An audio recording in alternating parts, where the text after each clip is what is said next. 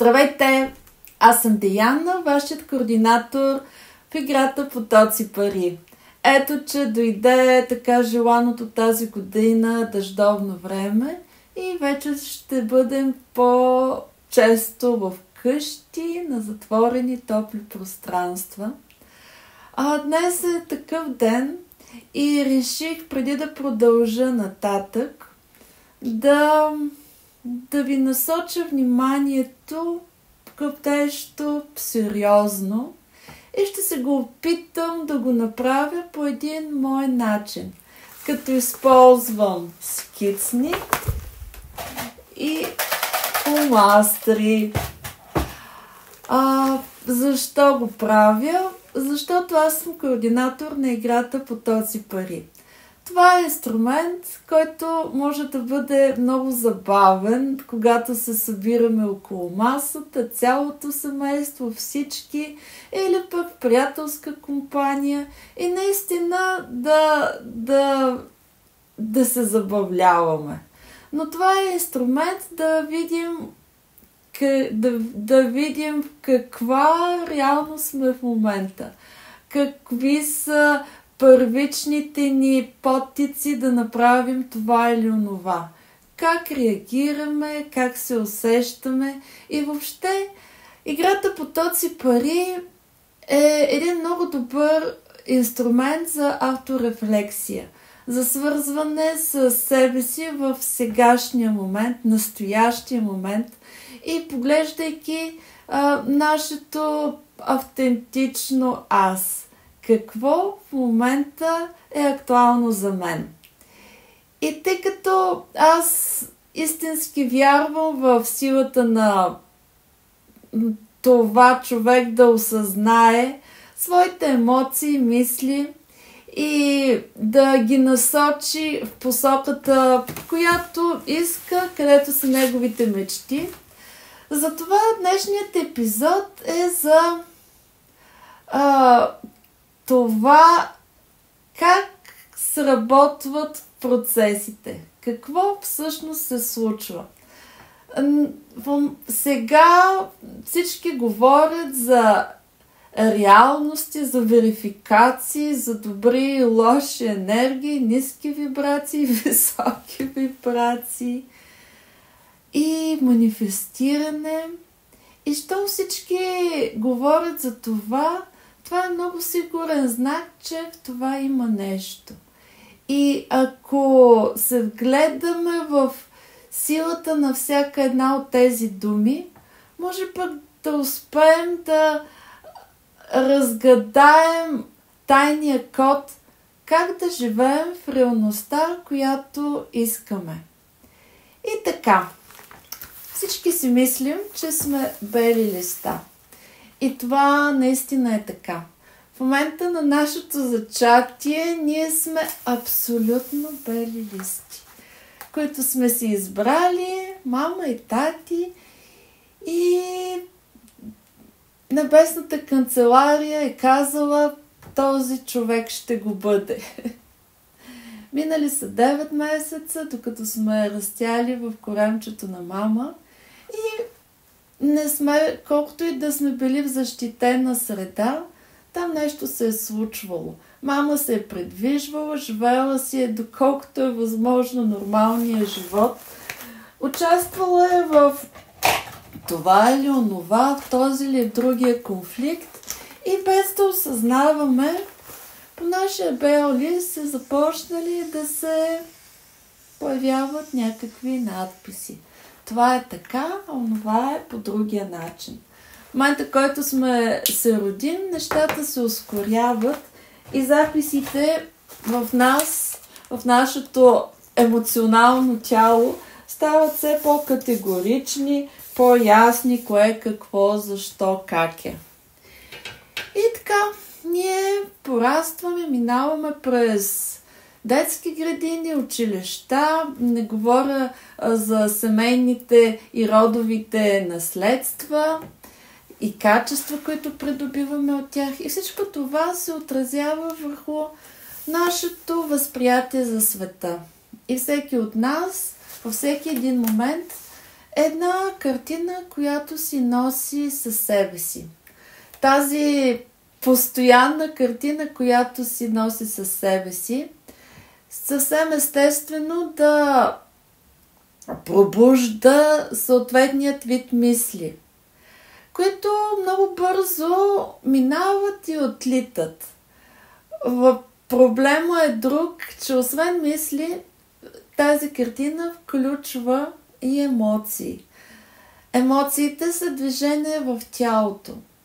Ако ги видим и осъзнаем, това е чудесно, защото дадената дръскулка можем да разчетем и да си спомним, че това се случва така, защото аз усещам това.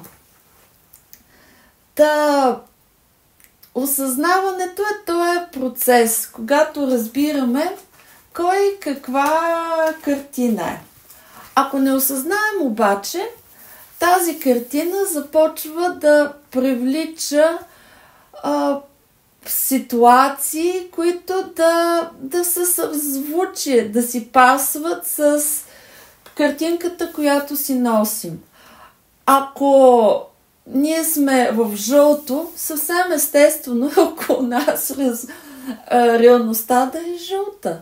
Ако е на червена на бели точки, ще виждаме около себе си червени на бели точки, хора, коли. Спомняте ли се за оранжево небето, оранжеви майки с оранжеви дечица, оранжеви китари, оранжево звънят.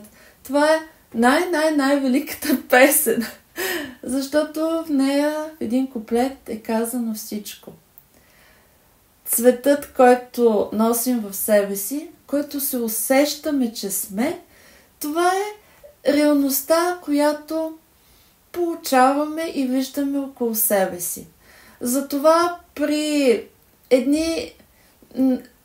на хора с близки интереси, живеещи учещи в един клас, те са били пред един учител по математика, пред една и съща госпожа по литература. Как така им се развърта живота по коренно различен начин?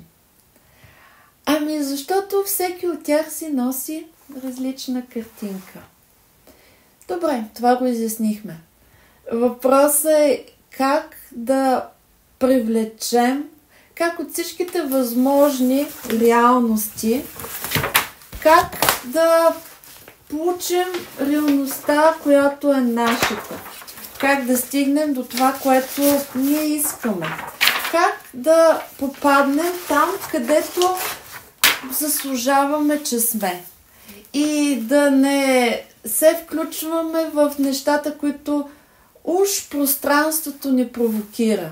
Не можеш да носиш топчета, защото си толкова висока. Не можеш да застанеш на сцената, виж какви щръкнали уши имаш. Не можеш да запишеш албум, пееш фалшиво.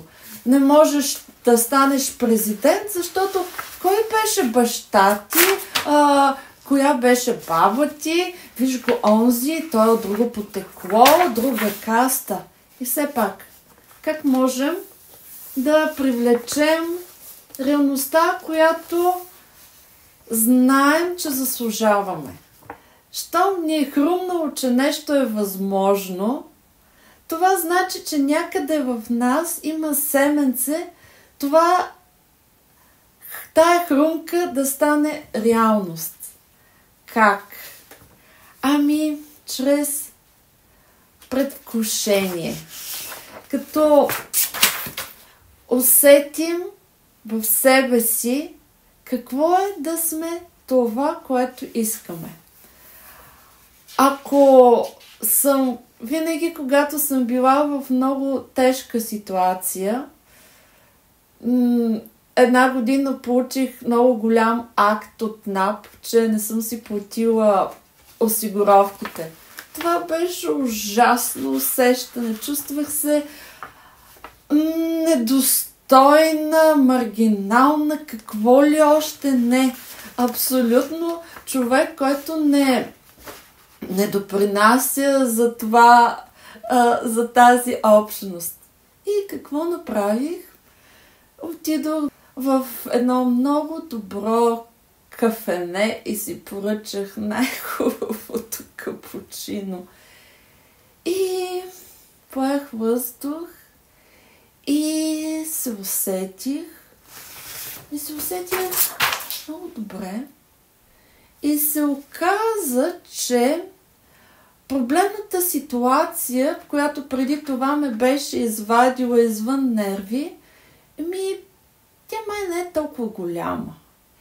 И щом аз мога да превключа, значи мога и да я реша. И резултата беше, че ситуацията постепенно, не веднага, с течение на времето, малко по малко, аз престанах да вкарвам енергия в това колко е важна и просто започнах да правя стъпките да я реша. Първата стъпка, която направих обаче, е да променя усещането в себе си. Да направя превключването. Да се опитам да отида там, където е другата картина. Картината, която заслужавам и която имам всички възможни инструменти да направя реалност. Защото в момента, който нещо ни е хрумнало, че го искаме и че се е превърнало с времето не в фантазия. Фантазиите минават и заминават. А когато се е превърнало в трайна наша мечта, това значи, че имаме ресурсите тази мечта да се превърне в реалност. Необходимо е обаче първо да имаме това прескушение емоционално, да сме наясно, че мечтата е наша, че тя може да се случи. И другото е да се започнат абсолютно съзнателни, дисциплинирани стъпки към нейното осъществяване. Първото е осъзнаване, второто е емоционално предвкушение, че това, което искаме, може да се случи. И третото са точни, ясни и дисциплинирани стъпки. И тогава наистина чудото се случва. Ние се движим от едната посока, съответно мечтата прави необходимото, за да се насочи към нас. И така ние продължаваме с малките стъпки, съответно мечтата също продължава да се приближава до нас. И във всеки един момент всеки от двата субекта на тази връзка може да се откаже. И аз мога да се откажа мечтата си. И мечтата ми може да се откаже от мен.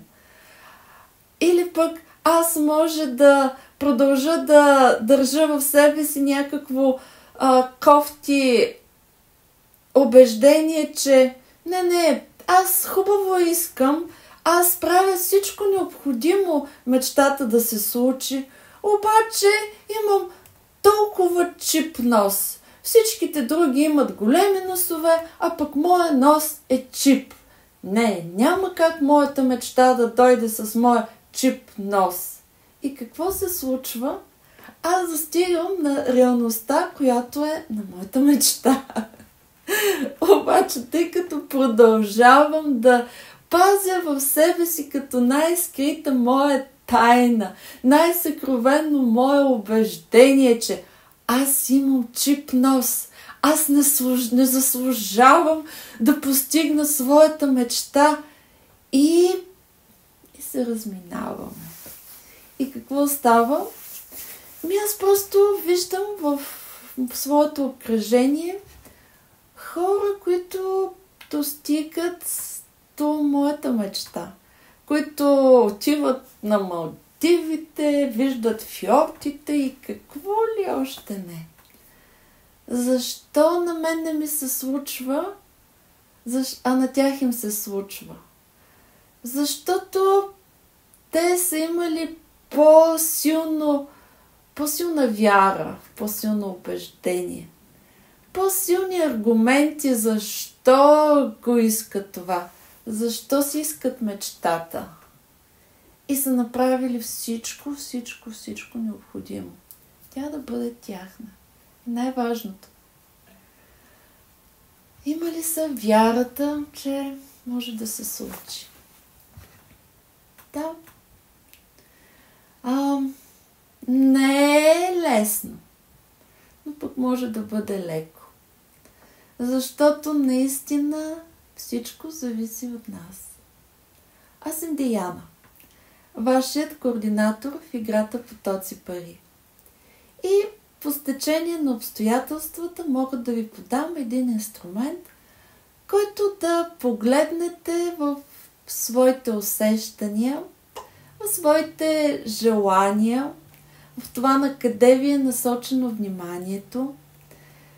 И да, ще си говорим за пари, но парите са само едно отражение на това какво е вътре в нас. На какво се мислим, че сме достойни и към какво е насочено вниманието, енергията ни и как искаме да продължим напред. А вие, щом сте попаднали на това видео, бързо да го харесате, да напишете коментар и да ме последвате, разбира се. Защото в следващото видео ще си говорим също за нещо интересно. До тогава. Чао!